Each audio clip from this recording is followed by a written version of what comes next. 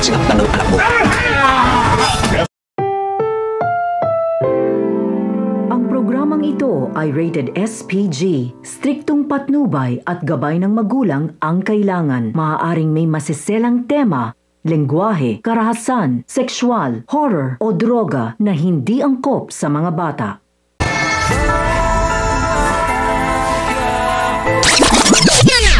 Sa pagdating ni Mokang sa club ay tuwang-tuwa naman ang manager nito dahil sa ganda ng dalaga. Kaya agad itong pinagsimula sa trabaho at inayusan para nga kumita agad at kahit papano ay may maipambili ng gamot sa kanyang tatay Marsing. At sa kanyang paglabas ay nagulat ang lahat dahil ibang-iba ang itsura niya at litaw na litaw nga ang ganda ng dalaga. Sa kabilang banda, nakauwi na galing ospital sina Rigor at Tess at ligtas namang nakabalik sa kanilang bahay ang mga droga at sa pagdating nga ni Rigor ay sinabi ni Rigor ang panibagong gulo na pinasok ni Tanggol.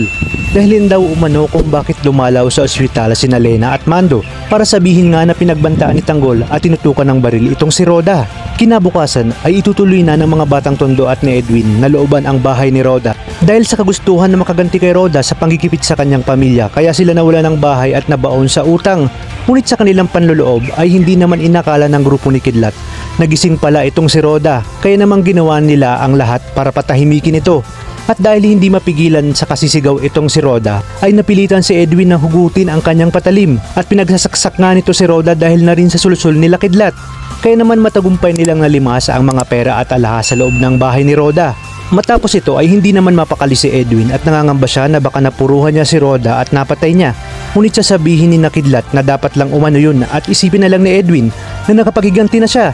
Dahil si Roda daw umano ang punot dulo ng lahat ng nangyayari sa pamilya ni Edwin. At dahil sa reklamo ni Roda kay Colonel Suarez ay walang ibang magiging prime suspect kundi si Tanggol at ang kanyang grupo.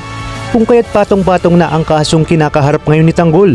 Sa inyong palagay, si Ramon na kaya ang siyang magiging susi para tuluyang malutas ang mga kasong kinakaharap ni Tanggol.